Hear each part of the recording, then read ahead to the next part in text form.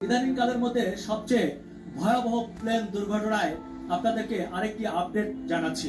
আপনারা দেখতে পাচ্ছেন যে অসংখ্য মানুষ কেউ এটি মেনে নিতে পারছে না। কেউ তার সন্তানকে স্কুলে দিয়ে গিয়েছিল, এখন পর্যন্ত সন্তানের আর কোনো খবর পাচ্ছেন না।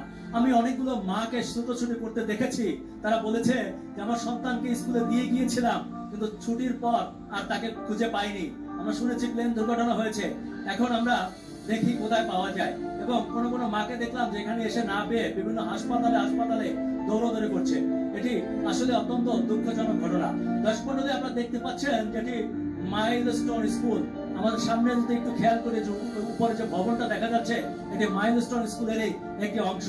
এর ভেতরটায় তখন ক্লাস চলছিল।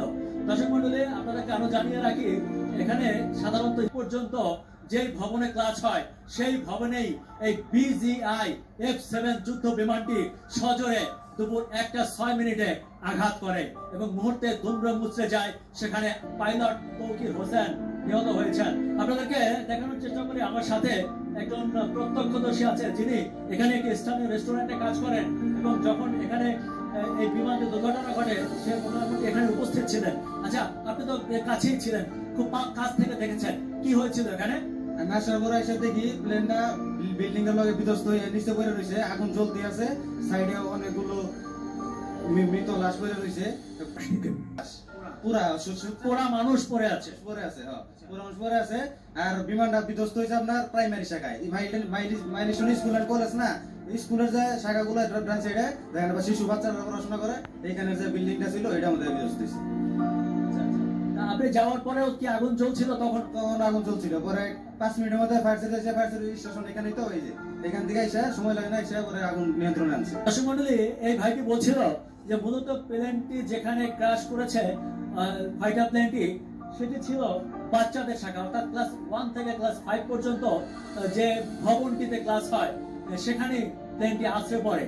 আমার মনে হয় যে পাইলট হয়তো সর্বশেষ চেষ্টা করেছিলেন, যে সামনে একটা ফাঁকা জায়গা আছে, একটু মাঠের মতো আছে, উনি হয়তো চেষ্টা করেছিলেন সর্বশেষ এই প্লেনটিকে সেই মাঠের মধ্যে ক্র্যাশ করানোর, কিন্তু সেটি ব্যর্থ হয়ে শেষ পর্যন্ত স্কুলের ভেতরেই এটি ক্র্যাশ করে।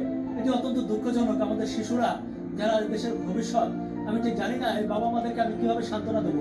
আমি যতদূর জানতে পেরেছি, আমাদের বৈশাখী টেলিভিশনের একজন সিনিয়র সাংবাদিক, তার শিশু এখানে পড়াশোনা করতেছিল এবং নিহত হয়েছেন, তাকে হাসপাতালে মৃত অবস্থায় পাওয়া গেছে। দর্শক মণ্ডলী, এখানে অনেকে আসছেন, অনেক স্বজনরা আসছেন, কান্নাকাটি করছেন, হাসপাতালে যাচ্ছেন, অনেক উৎসুক মানুষও আছে যারা দূর দূরান্ত থেকে আসছেন, দেখছেন। আমরা দেখছি একটু পরপর হেলিকপ্টার আসছে এবং যাদেরকে উদ্ধার করা হচ্ছে সাথে সাথে হেলিকপ্টারে করে এখান থেকে সিএমএইচে চিকিৎসার জন্য নেওয়া হচ্ছে।